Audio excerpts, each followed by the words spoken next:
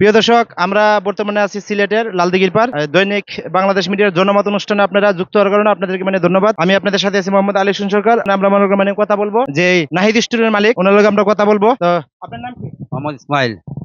আপনি কত বছর ধরে দোকানদারি করেন? 20 বছর। কি কি প্রোডাক্ট বিক্রি করেন? আমাদের কোল্ড ড্রিঙ্কস আইটেম বেশি, কোল্ড ড্রিঙ্কস, ট্যাঙ্ক, স্যালাইন, পাইকারি, স্পিড এগুলো পাইকারি। এই, আপনারা দোকানদারি করতে গিয়ে কোনো ধরনের ছাতাবাজি, সন্ত্রাসী বা কোনো ধরনের হয়রানি, কোনো ধরনের শিকার হচ্ছেন কিনা? জি না। নিরাপত্তায় ব্যবসা করতেছেন? ব্যাংকে কোনো লোন আছে কিনা? না। ব্যাংকে কোনো লোন নাই। তো প্রিয় দর্শক, আমরা জানলাম সুন্দরভাবে ব্যবসা বাণিজ্য পরিচালনা করতেছে, ওদের কোনো ধরনের ছাতাবাজি বা সন্ত্রাসী এরকম কোনো বিষয় হয়রানি শিকার হচ্ছে না। আমরা ওখানে আসছি মেসাজ সিলিম স্টোর। আমরা ওখানে কথা বলবো এই সিলিম স্টোরের মালিকের লগে। আপনার নাম কি?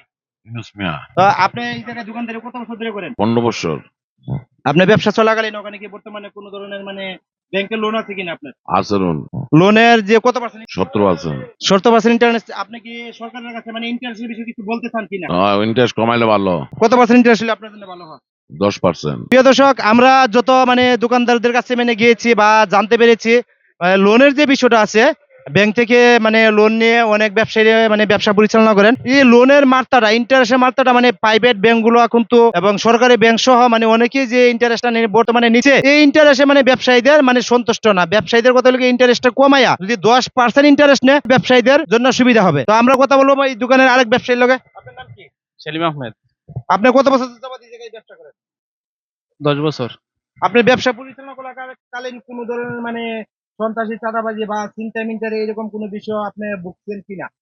হ্যাঁ, আগে একটু কম ছিল। আন্দোলনের পরে থেকে এখন আইন শৃঙ্খলা বাহিনী খুবই অবনতি হয়েছে। রাস্তাঘাটে এখন ভয় পাইতে আছে, ছিনতাইকারীর পরিমাণ বেড়ে গেছে।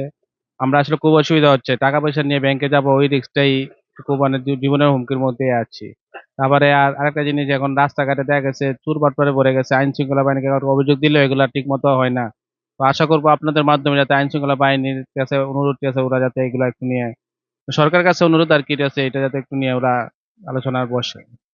প্রিয় দর্শক, জনগণের অনেক দাবি বেলা যেন পুলিশ আগের মতন ফিরে যাক এবং যে কোনো অপরাধের সঙ্গে সঙ্গে পুলিশ অ্যাকশন নিক। আমরা অনেকের লোকে কথা বলেছি, সবাই জানাচ্ছে বলে পুলিশের যে তৎপরতা আছে কিন্তু আগের মতো আর নেই। আমরা থানায় অভিযোগ দেওয়ার পরে পুলিশ মামলা রেকর্ড করতে হিমশিম খাচ্ছে। সব মিলিয়ে জনগণের যে প্রত্যাশা, যা জনগণ বুঝাতে চেয়েছে আমাদেরকে, পুলিশ আগের মতন যে অ্যাকশন ছিল, পুলিশের যে একটা শক্তি সাওয়ার ছিল বা যে একটা হিম্মত নিয়ে পুলিশ আগে কাজ করতো, এই হিম্মতটা ওখানে পুলিশের কাছে নাই।